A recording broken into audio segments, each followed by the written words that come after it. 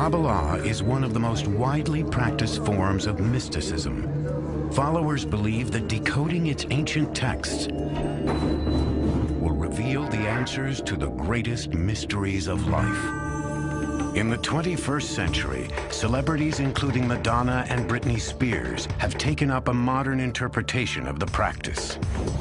Yet the spread of Kabbalah has sparked controversy. Strict adherents warn that this mystical practice holds hidden perils. Throughout history, followers have coded their writings to protect Kabbalah's secrets. How many levels of understanding are there? Maybe infinite. So the more you have to decode the past, to decode the text, the more mystical it is, the harder it is to decode.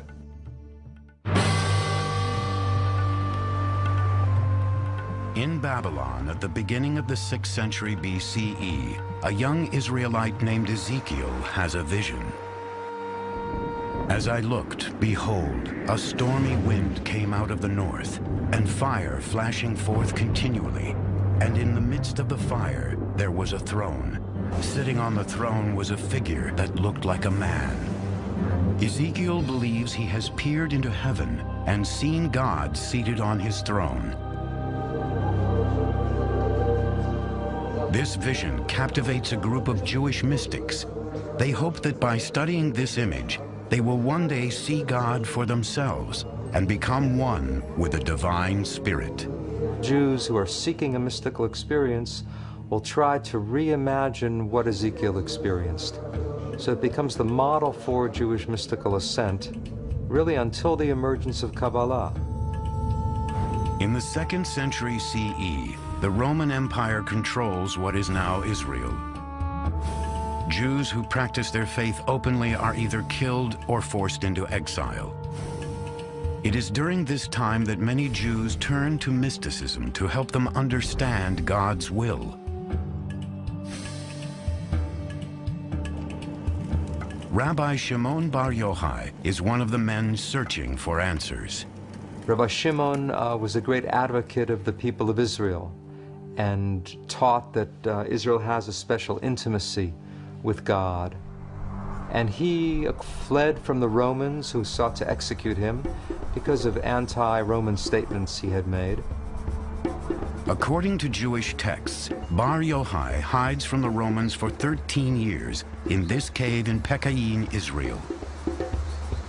Here, Bar Yochai meditates on God and the universe, using the Torah, or Hebrew scriptures, as his guide.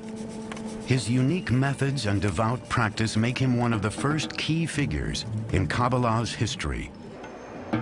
Like Bar Yochai, other small groups of Jewish mystics begin trying to achieve a greater understanding of God.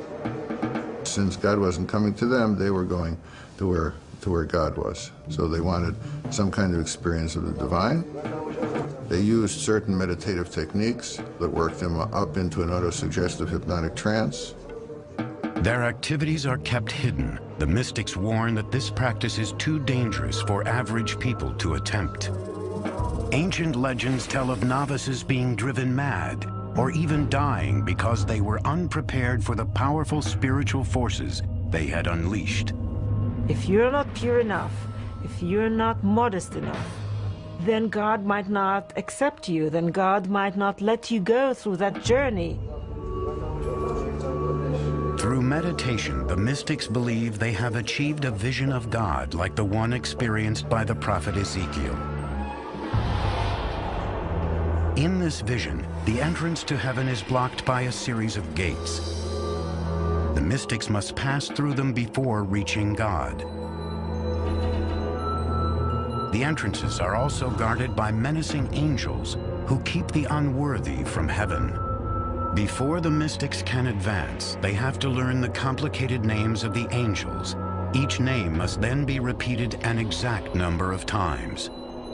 The mystics would wear amulets that would shield them from the power of the angels. And if they went through all the gates and they got into the throne room, then they would have this vision. They would learn the secrets The mystics claimed those secrets help them understand God's thoughts.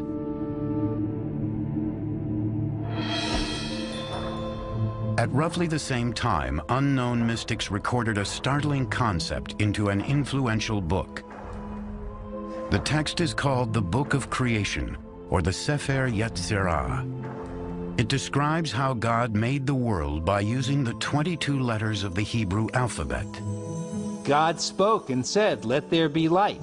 So obviously God's speech was the creating agent. Well, what language did God speak? God spoke Hebrew, of course. So the 22 letters of the Hebrew alphabet were the alphabet of creation. What Sefer Yetzirah does is to try to describe how God created the world in more detail than we find in Genesis. It builds on the notion that God created the world through language, but now it's not words so much as individual letters. And this is probably meant rather literally. God took the 3 letters Aleph, Bet, Nun, which spelled the word Even, stone. By combining those letters, a stone was created. And similarly with every object in the universe, God created by combining the letters with the numbers.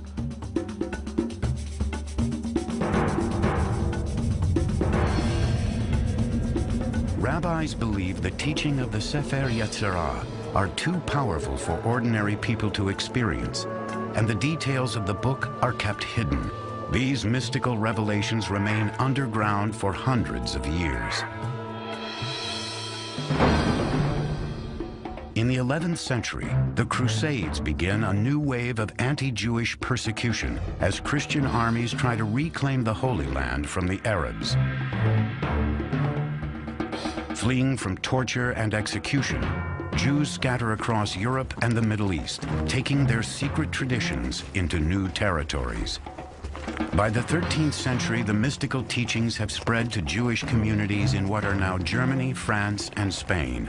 The term Kabbalah, meaning receiving in Hebrew, now becomes widely used to describe the practice. We're really talking about a small group of Jewish teachers, rabbis, spiritual people who were gathering the earlier traditions, developing techniques of meditation, and reimagining God in some very startling ways.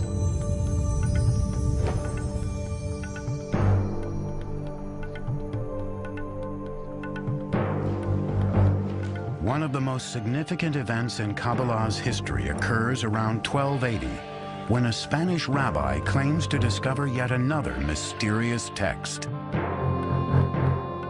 This will soon become the single most important book in Kabbalah. It is called the Zohar, meaning radiance or splendor in Hebrew. It's really the masterpiece of Kabbalah. The ideas of the Zohar are very radical and very startling. Written mainly in Aramaic, its pages are filled with arcane symbolism and erotic language. By arousal below, there is similarly arousal above. Male and female unite, desire prevails. Worlds are blessed, and above and below are in joy.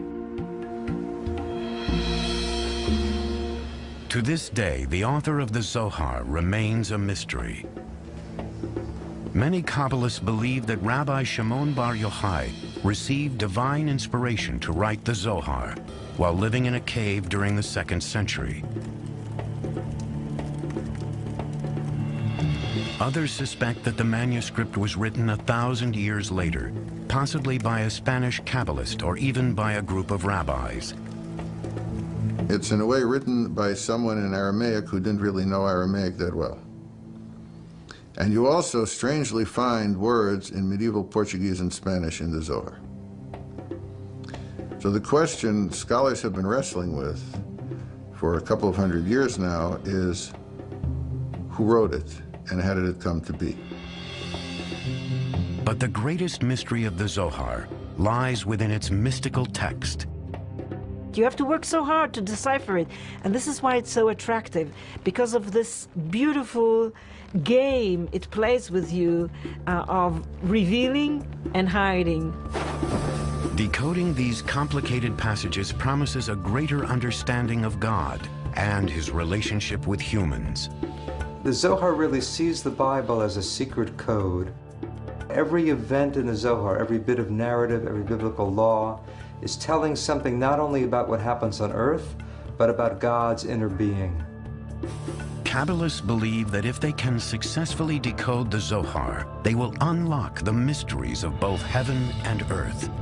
One of these secrets is a startling revelation about God's body and sexuality.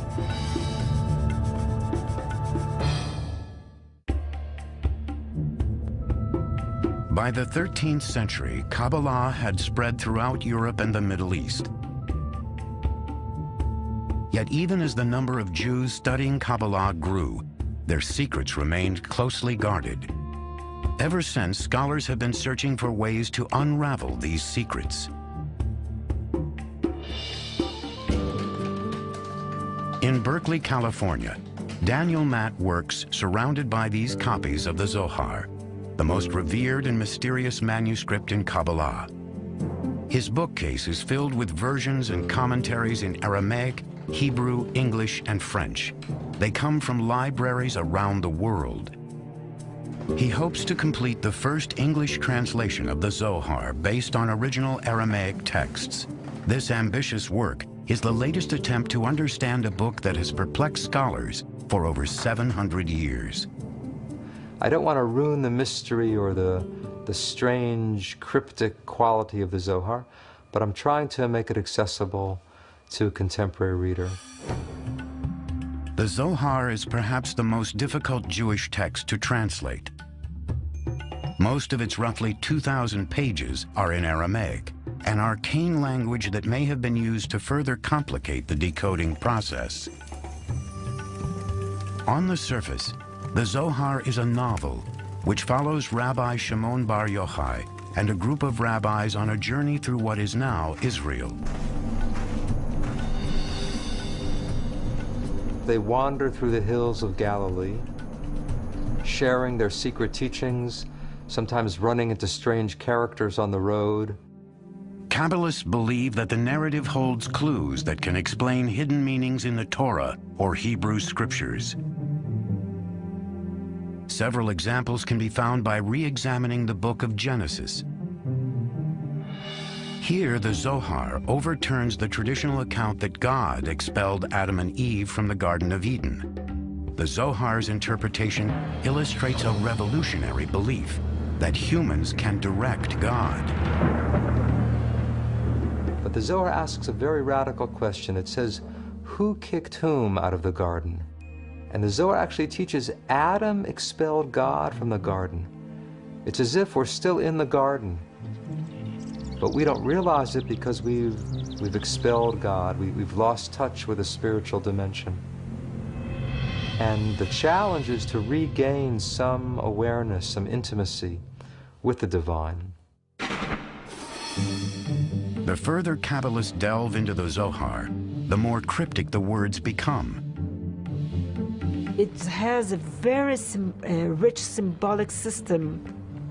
This is a deliberated means to keep the Zohar for the elite only. The writers probably thought that only those who are spiritual enough will be able to decipher it. The major symbolic code found in the Zohar is the 10 aspects of God's personality, the 10 Sefirot. One popular interpretation shows these characteristics as a map of God's body. Kabbalists believe that if they can understand God's anatomy, they can learn how his powers work. These ancient drawings reveal that God's body is similar to humans.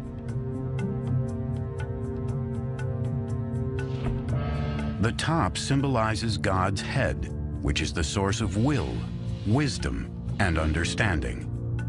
Below that are symmetrically arranged organs and limbs, representing love, power, beauty, eternity, and splendor. The most unusual part of the diagram contains sensual imagery. The ninth part of God, called the foundation, is the phallus, or procreative life force of the universe. But according to the Sephirot, God also has female components. The final element, often called Shekinah, was depicted as the feminine half of God. This image challenged the age-old view of a strictly masculine God. What we find for the first time is that this feminine aspect, the feminine consort of God, is divine and is part of the divinity. So to unite the male and female halves of God, this becomes the goal of the whole system of the Sephirot.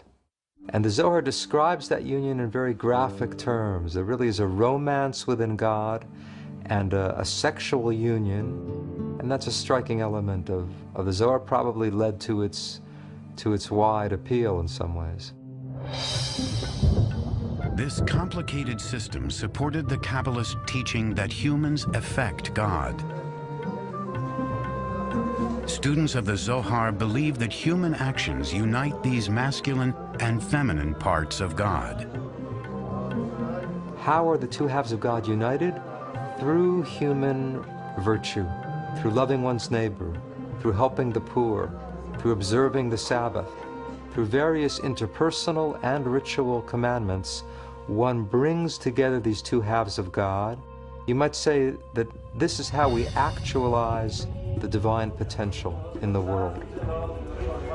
The idea that God is dependent on human beings clashed with traditional beliefs that saw God as an omnipotent ruler. We, and this is, I think, an extraordinary idea of the Kabbalists, we have the ability, through the performance of sacred deeds, to nurture God, to influence God, to affect God, to be able to affect the divine disposition, which then will affect the flow down of divine grace to our world. But in this relationship, human sins create imbalance. In this case, human misdeeds, human unethical conduct, human evil empowers the cosmic evil, or somehow ruins the harmony within God and stimulates evil in the universe. Another revolutionary idea encrypted in the Zohar is that even a seemingly insignificant verse in the Hebrew scriptures can reveal how God feels and acts. In the Zohar, they read the Bible not only as a story about human beings, what's going on in human affairs, but they also read it on a mystical level as a story about what's going on within the inner life of God. According to the Zohar, biblical characters are often metaphors for God's thoughts and actions. The quality of loving kindness, for instance, came to be associated with Abraham in the Bible. So every reference to Abraham doing something was actually viewed as a reference to the role of loving kindness in the world. The Zohar also examines biblical events for hidden meanings. The flood, according to Kabbalah, is happening now. If you don't know that the flood is still going on, then you're drowning and you don't even know it. So various symbols of chaos and destruction from the Bible were also viewed not in the past tense, but as still unfolding.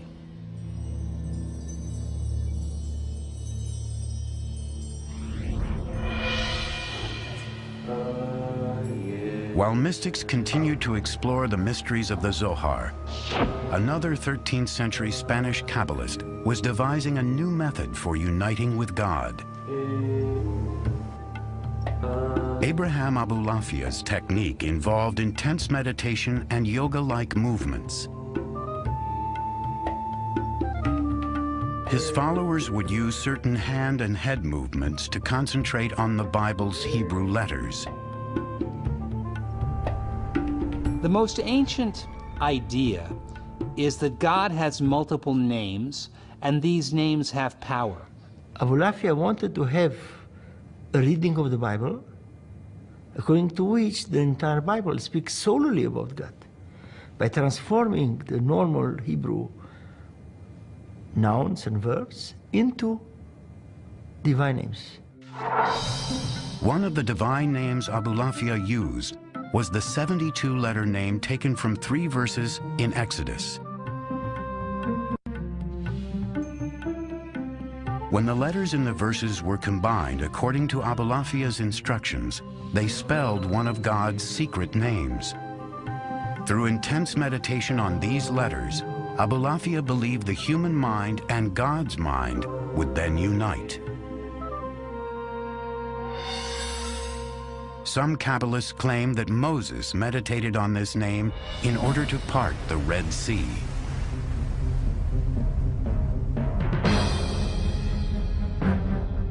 At the height of the Spanish Inquisition, King Ferdinand and Queen Isabella declared that all Jews must either convert to Christianity or be expelled.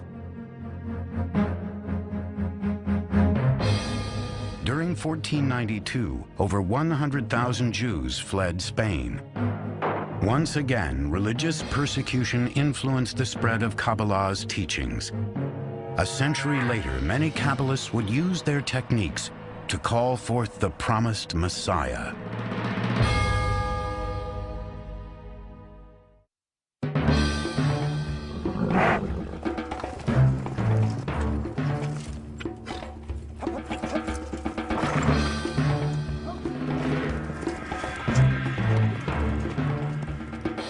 In 1492, the Spanish Inquisition cast tens of thousands of Jews into exile.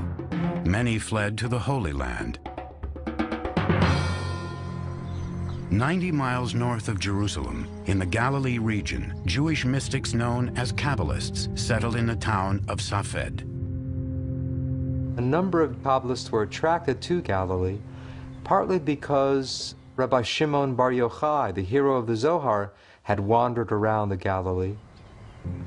Today, the dusty, winding roads of Safed are peopled by artists and lined with galleries. 5 centuries ago, however, Kabbalists believed that the Messiah would one day walk these same streets. One of the scriptures, it is being said that the Messiah, when the Messiah will come to Jerusalem, he will first appear in the Galilee. So they sort of want to be the first ones to catch him. The mystical text known as the Zohar taught that good behavior increased God's powers on earth. Based on this philosophy, Kabbalists hoped that a life of holiness would bring forth the Messiah. Kabbalists in Safed strove to become a perfect religious society.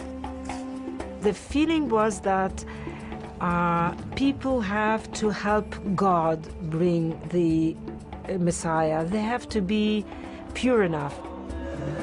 They would be up at midnight to say the prayers, and then up again at dawn to pray with the rising of the sun. Kabbalah masters in Safed instructed their followers to engage in meticulous meditation, fasts, and adherence to the Torah. The most famous leader was Rabbi Isaac Luria from Jerusalem. By the time Luria began teaching in Safed in 1570, he was regarded as one of the most important holy men of the century. As a young man, Luria had spent several years in seclusion near Cairo, Egypt. There, Kabbalists say, Luria studied the Zohar and had visions of angels and biblical prophets. There's some evidence that he used the Zohar as sort of a mantra, that he would take passages of the Zohar and repeat it over and over again until he got deep inside it. In this trance-like state, Luria acquired extraordinary abilities. Rabbi Isaac Luria, he could look at a person's forehead and read everything about that person, somewhat like reading the palm. He was a healer. He could tell people's past lives and what has to be fixed. Luria believed that understanding a person's prior life would provide insight into their current problems. He taught a theory of reincarnation, in which he claimed that every individual is descended from a certain soul root after Adam and Eve.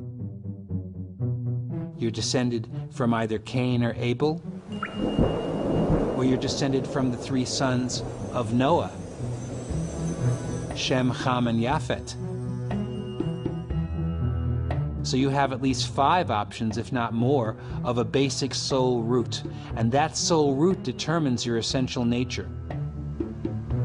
With Luria's help, many Kabbalists searched for links to their past. These burial sites around Safed took on an important role as Kabbalists tried to find the graves of their previous incarnations. They would take on the soul of the deceased who was lying there and speak with that person's voice. To this day, gravesite rituals and pilgrimages continue around Safed.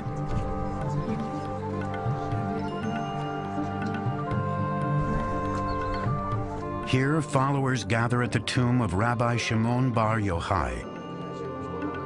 Some are practicing Luria's teachings. One of Luria's main contributions to Kabbalah was a new concept of creation. The world only exists because God needed somebody to relate to, implying that God has some need for love, for relationship. Luria taught that the first act was not creation, but actually a withdrawal. God withdrew, you might say, in all directions from one central point, creating a kind of vacuum, an empty spot within God. According to Luria, the emptiness gave God room to create the world. God placed vessels in the void and began filling them with divine light, shattering several of the vessels. In this case, the creation of the world and catastrophe are tied together. You can't have creativity without destruction at the same time. Luria explained that sparks from the shattered vessels fell to earth. Everything God created contained one of these divine sparks.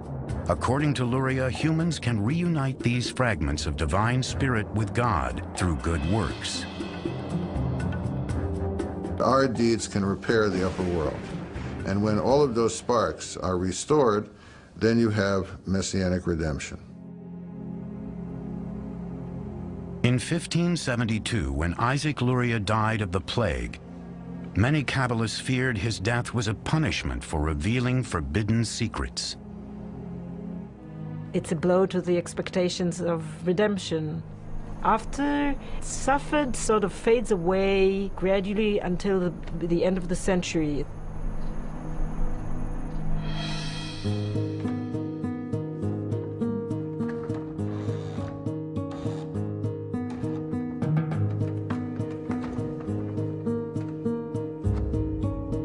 The invention of the printing press would soon spread Kabbalah's teachings like never before.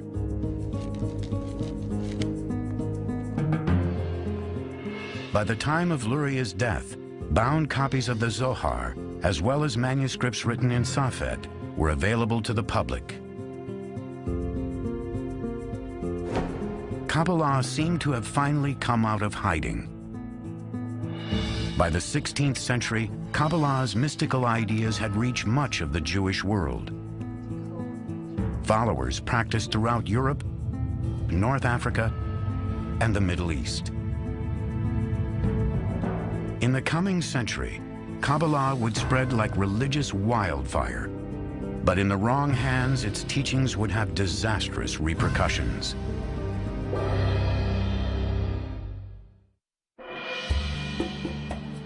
The 16th century was marked by the unprecedented spread of the Jewish mysticism known as Kabbalah. It began when the Zohar and other mystical works were translated into Latin Christian philosophers were eager to study Kabbalah and believed it could help solve the mysteries of their own faith. They're very much interested in Kabbalah, especially as the Zohar is perceived as a text that was written more or less in that period of Jesus Christ. Hence, they assume that there is an uncontaminated, pure Judaism of the time of Christ, which entails the truths of Christianity. This belief was the foundation of what is often called Christian Kabbalah. Renaissance thinkers also used Kabbalah to understand the works of Pythagoras and Plato, whose philosophies mirrored aspects of Jewish mysticism.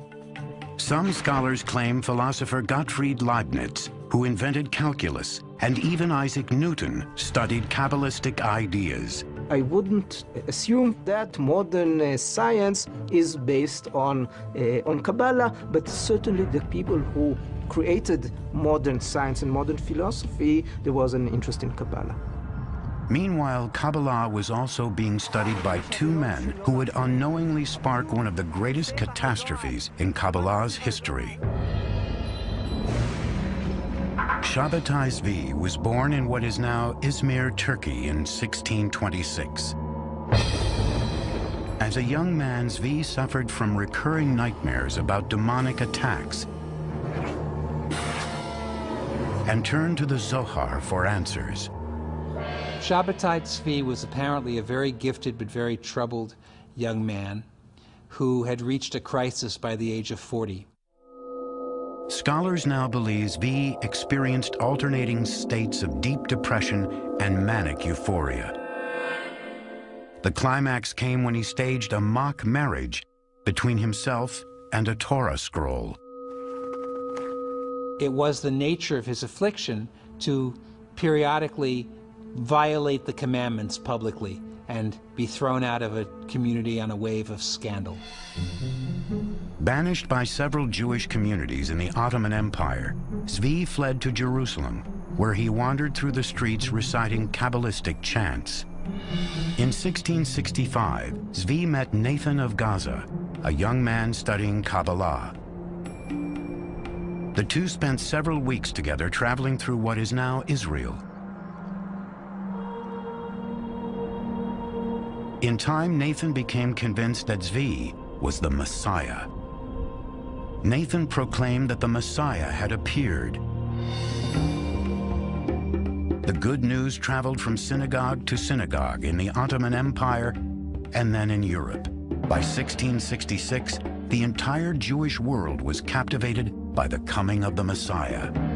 Shabbatai Zvi was a manic depressive, but a very charismatic manic depressive, and a lot of people gathered around him. Other people felt that the time was ripe. In fact, this might be what we've been waiting for.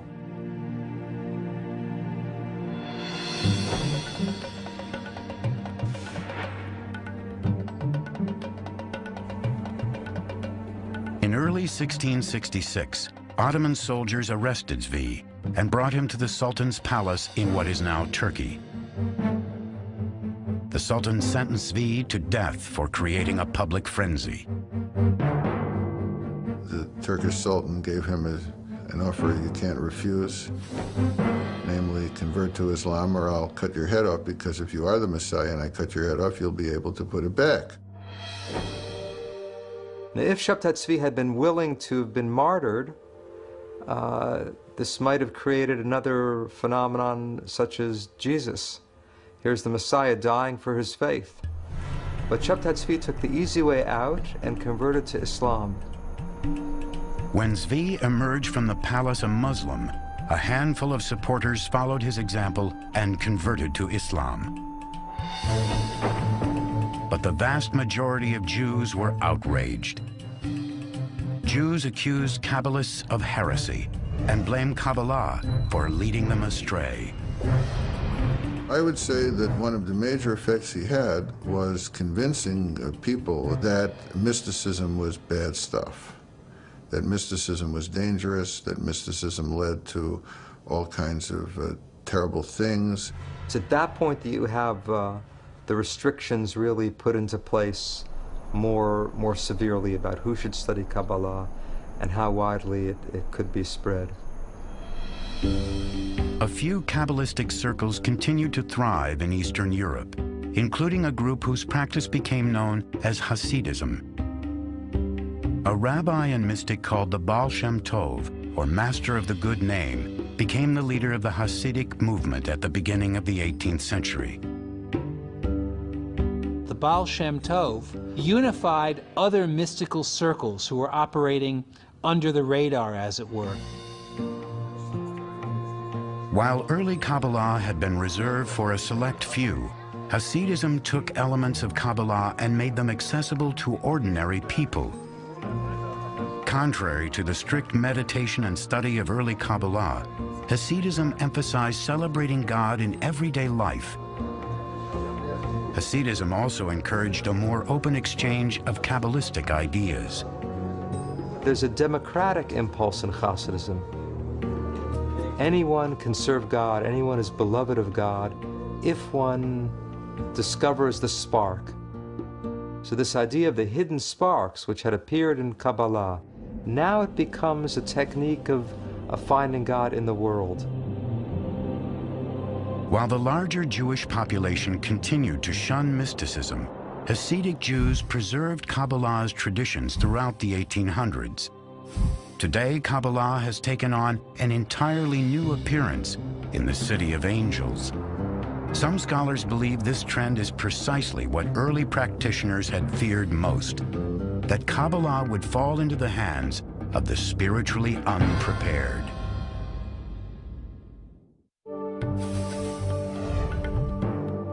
Kabbalah achieved widespread popularity for the first time in the late 1600s. But when the mystical practice became linked to a false messiah, Kabbalists across Europe and the Middle East were shunned. For the next 250 years, Kabbalah remained in the shadows of Jewish life. In the 1930s, a German historian named Gershom Scholem began to rediscover the teachings of Jewish mysticism.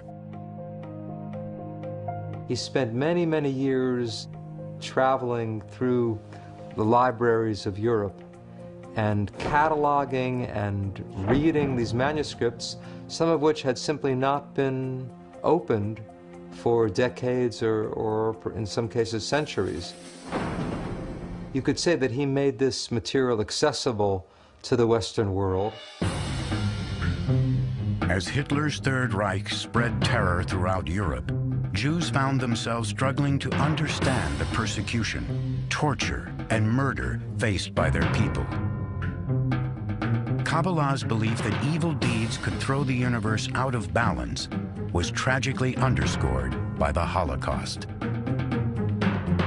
With over 6 million Jews killed, the world had reached one of its darkest hours.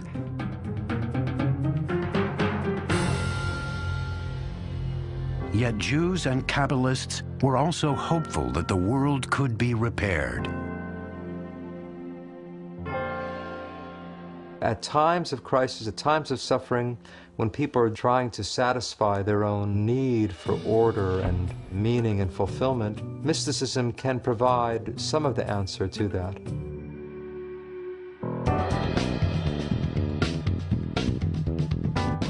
In the 1960s, the American counterculture explored new approaches to religion.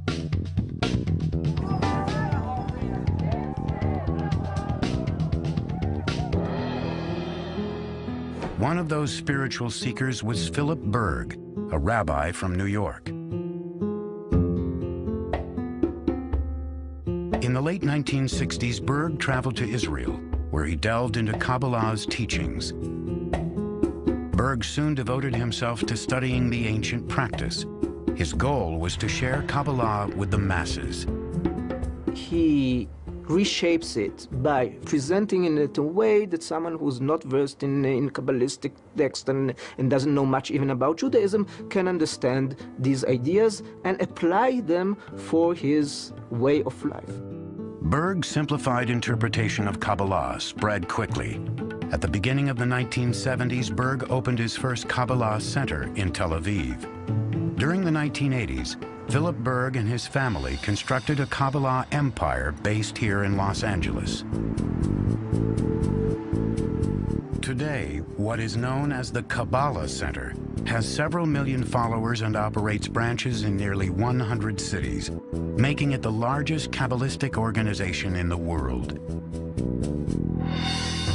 Here at the LA headquarters, Kabbalah has caught the attention of celebrities seeking a spiritual dimension to their lives. Berg's two sons help promote the concept that unlike the restricted Kabbalah of the past, this practice is open to all. We offer Kabbalah for everyone, without any barriers, race, sex, religion, anything. So we're very excited about the opportunity of bringing this wisdom, which has been hidden, to the masses by making it accessible, understandable, and practical. By opening the doors to everyone, the Kabbalah Center has opened itself to harsh criticism. You have all of these Hollywood people jumping on the Kabbalah bandwagon, but many of them are not Jews and they're not observing Jewish law. Whether they're studying the real Kabbalah, I doubt it. They tend to say, here's a sacred name, here's a sacred practice, that will bequeath to you some Kabbalistic power. The Kabbalah Center emphasizes ancient practices such as meditating on the 72 names of God and making pilgrimages to Kabbalist sites in Israel, like Madonna did in 2004. A pop star called Madonna adopting Kabbalah, I think this is, in a nutshell, this is postmodern cult spirituality for you. It's really a match made in heaven between Kabbalah Center and Madonna. Wearing religious objects is also popular, such as tying a red string around the wrist to ward off evil forces. The practical Kabbalah, the world of amulets as it is today, is an aspect that they can touch, that they can read, that they can feel, that's physical. And these are all things for which theoretical Kabbalah doesn't touch them, doesn't reach them. New Kabbalah is study Kabbalah not in order to understand the universe, the secrets of the universe, but in order to find a practical way of making your life better. Decoding Kabbalah has been a complex mystical journey for thousands of years, and the quest to control its secrets continues to this day. I think there is a struggle of possession of Kabbalistic knowledge, who's in the possession of interpreting it and explaining its worth and significance to the modern world. Okay, you could have a thought and that can connect you to God. That's what Kabbalah is about. This true, serious, deep study of Kabbalah is going on and will continue. I'm sure that a lot of them who are not, the not sincere ones will, simply drop out sooner or later.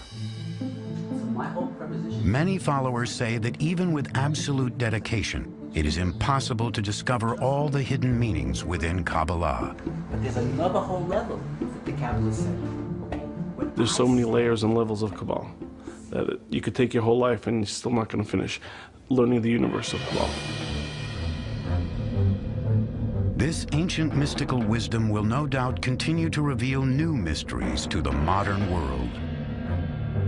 People search for new techniques and means and paths to make their lives spiritual.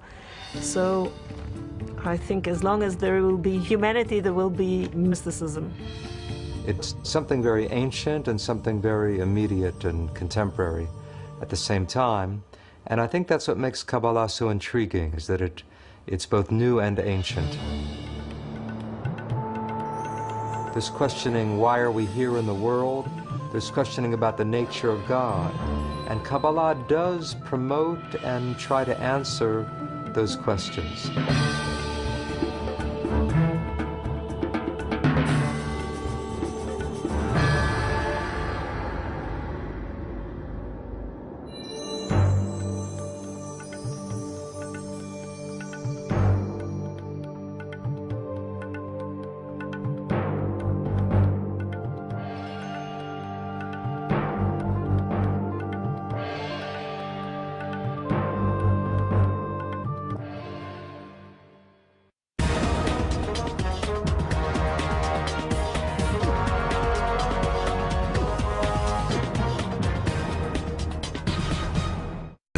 divine spirit.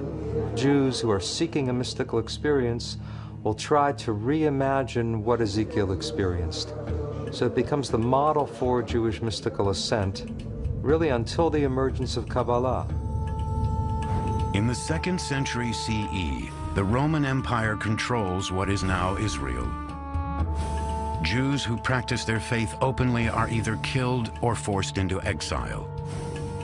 It is during this time that many Jews turn to mysticism to help them understand God's will. Rabbi Shimon Bar Yochai is one of the men searching for answers. Rabbi Shimon was a great advocate of the people of Israel and taught that Israel has a special intimacy with God. And he fled from the Romans who sought to execute him because of anti-Roman statements he had made. According to Jewish texts, Bar Yochai hides from the Romans for 13 years in this cave in Pekayin, Israel. Here, Bar Yochai meditates on God and the universe, using the Torah, or Hebrew scriptures, as his guide. His unique methods and devout practice make him one of the first key figures in Kabbalah's history. Like Bar Yochai, other small groups of Jewish mystics begin trying to achieve a greater understanding of God. Since God wasn't coming to them, they were going to where God was. So they wanted some kind of experience of the divine. They used certain meditative techniques that worked them up into an auto-suggestion. You have to decode the past to decode the text. The more mystical it is, the harder it is to decode.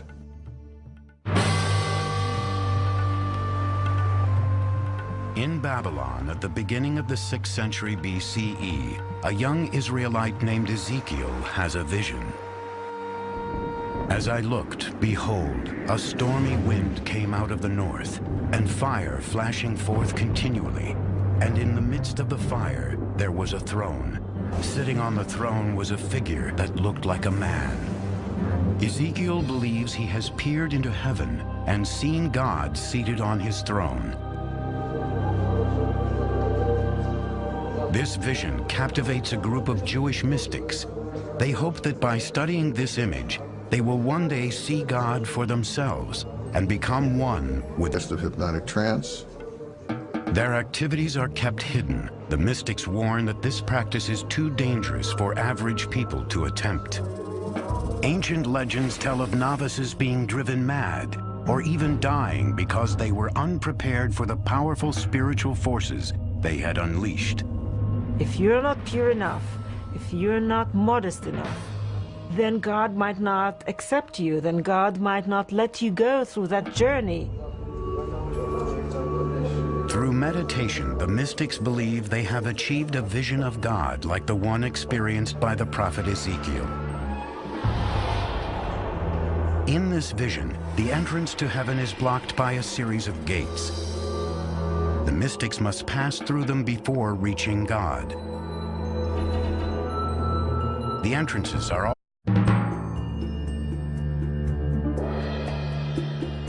Kabbalah is one of the most widely practiced forms of mysticism. Followers believe that decoding its ancient texts will reveal the answers to the greatest mysteries of life. In the 21st century, celebrities including Madonna and Britney Spears have taken up a modern interpretation of the practice. Yet the spread of Kabbalah has sparked controversy. Strict adherents warn that this mystical practice holds hidden perils. Throughout history, followers have coded their writings to protect Kabbalah's secrets. How many levels of understanding are there? Maybe infinite. So the more